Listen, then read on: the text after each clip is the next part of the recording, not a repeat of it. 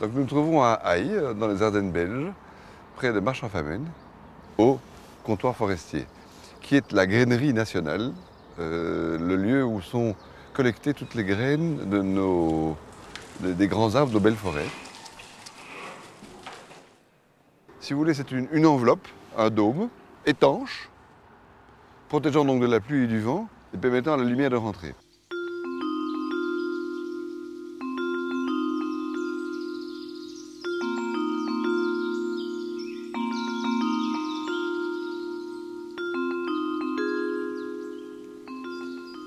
Ici, j'ai l'occasion de vous montrer, sur base de ce tableau, une synthèse des différentes étapes de la construction.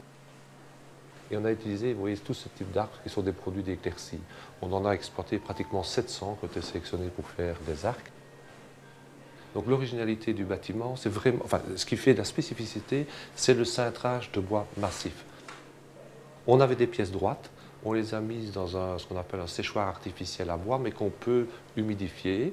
Elles sont humides et elles sont chauffées à pratiquement 80 degrés. Comme ça, les pièces se ramollissent. Puis on les sèche, alors là, vraiment, pendant pratiquement 3 semaines à 1 mois. Et après, elles sont retirées des gabarits métalliques et alors elles gardent leur forme cintrée.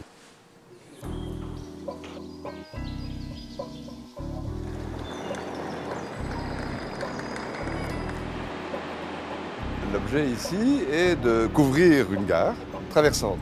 Donc une des préoccupations dès le début de l'étude était de trouver une manière de limiter la vitesse du vent dans la gare, même lorsque des trains passent ou lorsque le vent arrive dans l'axe des voies.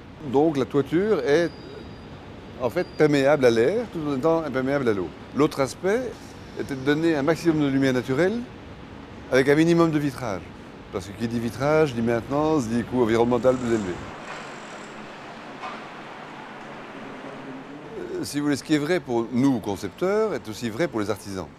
Hein, un artisan qui fait une petite chaise délicate passera beaucoup plus d'heures de travail à faire sa siège très légère que celui qui se contentera d'employer des gros poteaux de chêne assemblés de manière sommaire. Hein, donc, parvenir à faire des choses légères demande plus de temps de réflexion et aussi plus de temps d'assemblage.